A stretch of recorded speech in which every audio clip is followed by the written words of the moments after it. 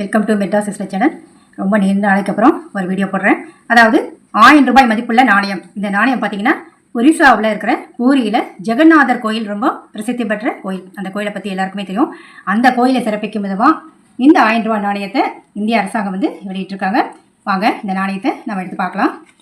முன்பக்கம் கட்ட பாருங்க என்ன அழகாக இருக்குன்னு. அந்த கோயில் கோபுரத்தை வந்து இதில் வந்து வச்சிட்ருக்காங்க. இந்த நாணயம் வந்து ப்ரூஃப் செட்லேயும் வந்திருக்கு, யூஎன்சிலையும் வந்திருக்கு. இது வந்து ப்ரூஃப் செட் நாணயம்.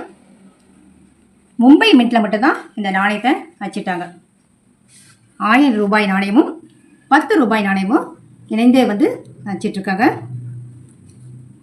2015 இந்திய அரசாங்கம் ஒரு சிறப்பு நாணயமாக, அதாவது நினைவு நாணயமாக இந்த நாணயத்தை வெளியிட்டாங்க. இது பொதுமக்களுடைய புழக்கத்துக்கு வெளியிடல, அதாவது சர்க்குலேஷன் காயின் கிடையாது.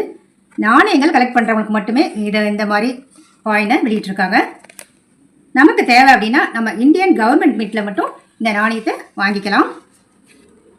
நவாகலேபரா இந்த நாணயம் பாருங்க, முன்பக்கத்தில் வந்து 1000 போட்டிருக்கோம், அசோக சின்னம் இருக்கும், சில்வர் நாணயம், மதிப்புமிக்க ஒரு சில்வர் நாணயம்.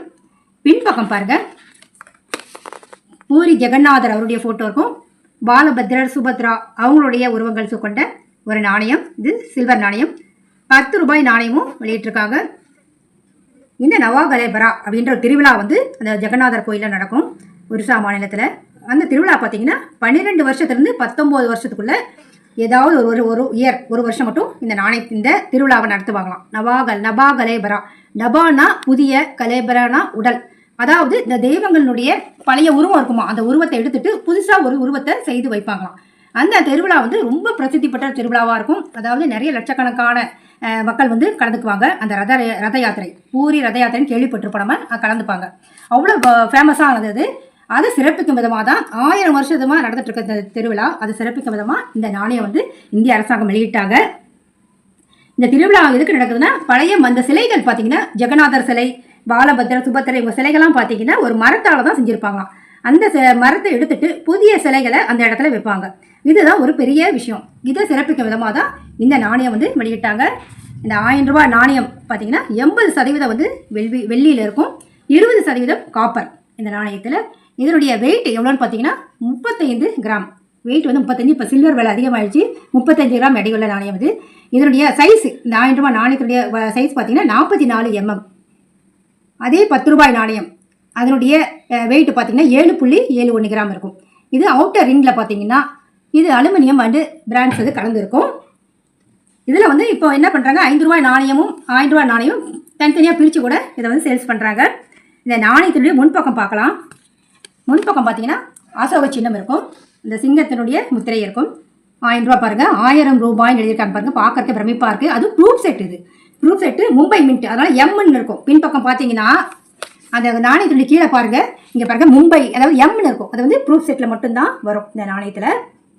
இதில் பார்த்தீங்கன்னா ஜெகநாத பகவானின் உருவம், அந்த இரு பக்கமும் நீல சக்கரம், அதில் குறியீடும் அப்படியும் அச்சிட்ருப்பாங்க. பார்த்தீங்கன்னா 1000 ரூபாய் அப்படின்னும் போது எல்லாருக்கும் வாங்கணும்னு ஆசை வரும். அதாவது 2015 வெளியிடும் போது இது மதிப்பு வந்து 3000 அவ்வளோதான் இருந்தது. ஆனால் இப்போ இதனுடைய மதிப்பு மின்ட்டில் பார்த்தீங்கன்னா 13,000க்கு இருந்தது. இன்னும் அது இப்போ அதிகமாகிட்டு 15,000க்கு மேலே போயிடுச்சு. இதுக்கு மேலேயும் இப்போ நீங்கள் வெளியே வாங்கணும்னு ஆசைப்பட்டீங்கன்னா ஒரு நல்ல டீலர் இல்லைன்னா ஒரு நாணய கண்காட்சியில் போய் இந்த நாணயம் வாங்கலாம். இன்னும் விலை அதிகமாக தான் இருக்கும். ஆனால் இந்த மாதிரி நாணயங்கள் கலெக்ட் பண்ணி வைக்கலாம். ஏன்னா மதிப்பு கூடிக்கொண்டே போகக்கூடிய நாணயங்களில் இந்த நாணயம் ஒன்று. ஏன்னா 1000 ரூபாய் மதிப்புள்ள நாணயம் வாங்குறது ஒரு அதிசயமான ஒன்றாக தான் இருக்கும். இந்த மாதிரி நாணயங்கள் நீங்களும் வாங்கி வைங்க, உங்களுக்கு கலெக்ஷனுக்கும் ரொம்ப அழகாக இருக்கும். வீடியோ பிடிச்சிருந்தா ஷேர் பண்ணி ஃப்ரெண்ட்ஸ். பார்த்தீங்கன்னா இந்த நாணயம் வாங்கும்போது 1000 ரூபாய் 10 ரூபாய் இந்த 2 நாணயமும் ஒன்றா வச்சுட்டு நம்ம வாங்கும்போது சேர்ந்து தான் கொடுத்தாங்க. 13,000க்கு இந்த நாணயத்தை வாங்கணும். வெளியில் வாங்கணும் அப்படின்னா 1000 ரூபாய் பிரித்து தான் கொடுப்பாங்க, 10 ரூபாய் நாணயம் பிரித்து கொடுப்பாங்க. ரேட்டு வந்து அதிகமாக தான் இருக்கும். அதனால் நீங்கள் மின்ட்டில் பார்த்து புக் பண்ணிட்டு வாங்குறது ரொம்ப பெஸ்ட்டாக இருக்கும். இந்த 2 நாணயம் இந்த மாதிரி மின்ட்டில் வாங்கும்போது 2 இணைஞ்சே தான் கொடுப்பாங்க உங்களுக்கு. மும்பை மின்ட்டுன்னு எம்னு வரும், 10 ரூபாயிலையும் வரும், 1000 ரூபாயும் வரும். இதே யூஎன்சி நாணயமும் வெளியிட்டாங்க. அதில் பார்த்தீங்கன்னா மும்பை மின்ட்டுக்கு மின்ட் மார்க் எது, டைமண்ட் மின்ட் மார்க்கோட வரும். எல்லாருமே வந்து இந்த ப்ரூஃப் செட் வாங்க தான் ஆசைப்படுவாங்க. நீங்களும் இந்த நாணயம் வந்து வாங்கி வைங்க, உங்களுக்கு கிடைத்தா வாங்கி வைக்கலாம். இப்போ என்னுடைய விலை அதிகமாக தான் இருக்குது. இந்த மாதிரி நாணயங்கள் கிடைக்கும் போது நீங்கள் கலெக்ட் பண்ணி வைங்க. கேரளா வச்சது திருவிதாங்கூர், அப்போ வந்து எல்லாம் ஒன்றா தான் இருந்தது. இந்த தமிழ்நாடு கேரளா ஒன்றா இருந்தது. அப்போ வந்து பல மன்னர்கள் வந்து ஒரு சமஸ்தானமாக ஆண்டிருக்காங்க. திருவிதாங்கூர் சமஸ்தானம் அப்போ இருந்தப்போ பாலராமவர்மான்னு ஒரு மன்னர் ஆண்டார். அவருடைய காலத்தில் தான் இந்த மாதிரி நாணயங்களை அச்சிட்டு வெளியிட்டாங்க. இந்த நாணயம் வந்து ஒரு காசுன்னு அழைப்பாங்க. ஒரு காசு அப்படின்னா ₹1 448 காசுகள் சமம் அப்படின்னா பார்த்துக்குங்க. எவ்வளவு சிறிய நாணயம், இதனுடைய மதிப்பு பாருங்கள். இதனுடைய ரொம்ப சிறிய நாணயமாக இருக்கும். இந்த நாணயம் வந்து திருவிதாங்கூர் சமஸ்தானம் வெளியிட்ட ஒரு அதாவது காப்பர் நாணயம். இது முன்பக்கத்தில் பார்த்தீங்கன்னா 8 முனை இருக்கும். அதாவது ஷார்ப் 8 முனை வரும். அந்த முனை அதுக்குள்ளே பார்த்தீங்கன்னா ஒரு சங்கு இருக்கும். பின்பக்கத்தில் பார்த்தீங்கன்னா மலையாளத்தில் ஒரு காசு அப்படின்னு எழுதியிருப்பாங்க. இந்த நாணயம் வந்து இப்போ வந்து அரிதாக தான் இருக்குது. யூஎன்சி அந்த மாதிரிலாம் கிடைக்கிறதே அரிது. இந்த கண்டிஷனில் கிடைக்கிறதே பெரிய விஷயமா இருக்குது. இதை வந்து ஒரு அரிய சேகரிப்பாக எல்லாம் வந்து சேகரித்து வச்சுட்ருக்காங்க. நீங்களும் இந்த மாதிரி நாணயங்கள் கிடைச்சா சேகரித்து வைக்கலாம். 19ஆம் நூற்றாண்டு 20ஆம் நூற்றாண்டு தொடக்கம் அப்போ வந்து இந்த மாதிரி நாணயங்கள், அதாவது 1910 வரைக்கும் இந்த நாணயங்கள் இருந்திருக்கு.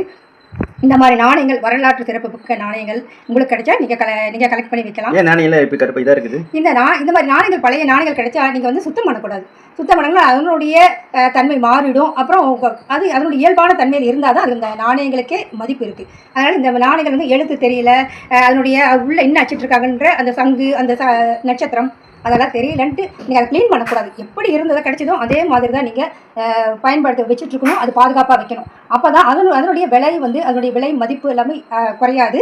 இந்த மாதிரி நாணயங்கள் உங்கள்கிட்ட இருந்தால் இல்லை நீங்கள் வாங்க நினச்சிங்கன்னா நல்லபடியாக வாங்கி வைக்கலாம். யூஎன்சியில் கிடைக்கிறது அது கிடைச்சாலும் நீங்கள் வாங்கி வைக்கலாம். இந்த நாணயத்தின் விலை, அதை ஒரு காயினுடைய விலை எவ்வளோன்னு பார்த்தீங்கன்னா கிட்டத்தட்ட ₹170.